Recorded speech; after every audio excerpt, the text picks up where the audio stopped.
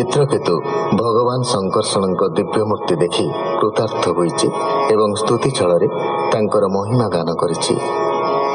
भगवान प्रसन्न होई से विद्याधर पति को सिद्धगति प्रदान पूर्वक भक्ति तत्व बुझाइछन्ति। परवर्ती काल चित्रकेतु भ्रमण करू करू दिने सिद्ध चारणगण बेष्टित महादेव को देखिछि। क्रोड़े तांकर पार्वती आलिंगनाबद्ध।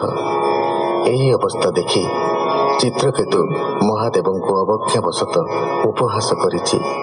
शुक उवाच ए रूपे चित्रकेतुंकर शुणिण उपहास गिर अखिल ब्रह्मांड ठाकुर जानती सकल अंतर।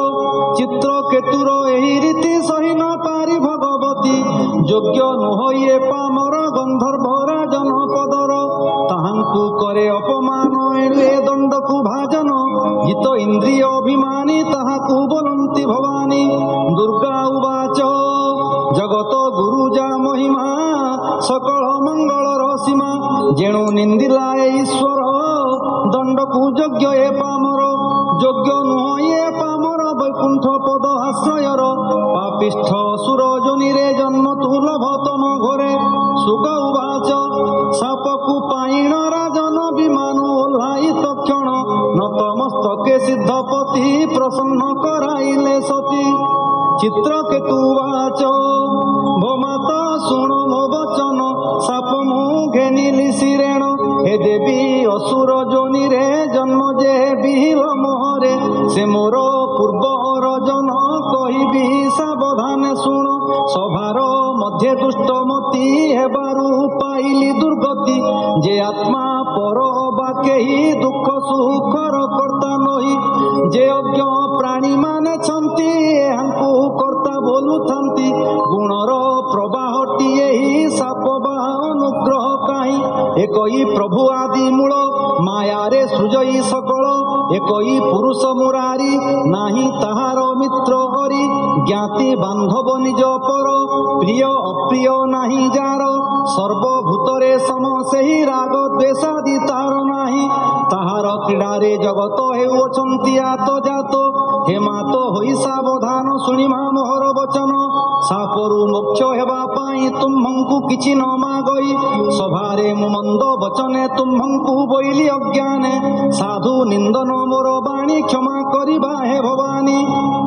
शुक उवाच शिवंक भागवत बाणी हरसे शुणिण भवानी।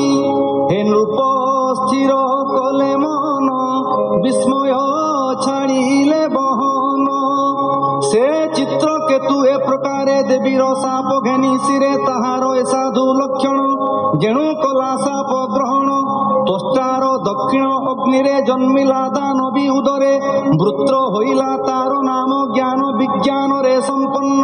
सकल तुम्भंकु कहिलु आम्भंकु जेते प्रश्न कलु ए गीते स्थिर कर मन फिटिब मोह भ्रांति मान। गोविंद पाद पद्मे चित्त निवेशी षष्ठ स्कंध गीत बोलई दास जगन्नाथ चित्रकेतु राजा चरित। इति श्रीमद्भागवते महापुराणे पारमहंस्यां संहितायां षष्ठ स्कंधे चित्रकेतु शापो नाम सप्तदशोऽध्यायः। शुक उवाच शुक कहन्ति हरषित आनंदे शुण परीक्षित। दीतिर तनय मरुत ऊन 50 रूपे जात। परीक्षित वाच के मन्ते असुर स्वभाव छाड़िले भूमुनि कहिब इंद्र रे सपक्ष होइले कि साधु कर्म सेहि कले। शुक उवाच हे राजा सावधाने शुण जे तोर प्रसन्न कारण। से दीति कश्यपंक नारी इंद्रर पक्ष मने धरी।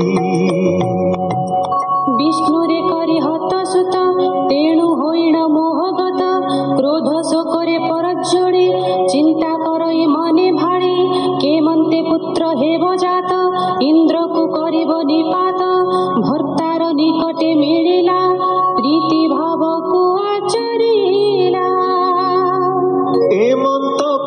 କଶ୍ୟପ ଯେ ମୁନି ପତ୍ନୀ ବିନୟ ଭାବ ଘେନି ତାହାର ବଶ ସେ ହୋଇଲେ ବାଞ୍ଛିତ ଦେବଇ ବୋଇଲେ দিতিরে হইল সেবিত সে যে কশ্যপ তপবন্ত পরম সন্তোষ হইলে হেমন্ত বচন বইলে কশ্যপ উবাচ বর তুমাগ যে মনরে প্রসন্ন হইলি তোহরে যেবা অভিলাষ তোহরি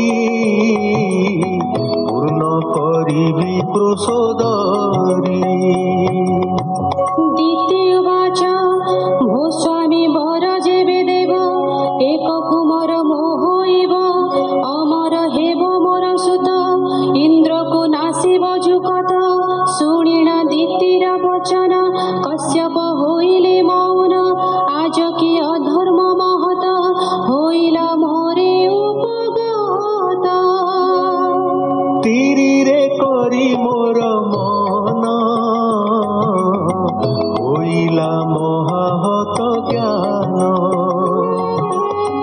মোহর বাক্য মিথ্যা কাহি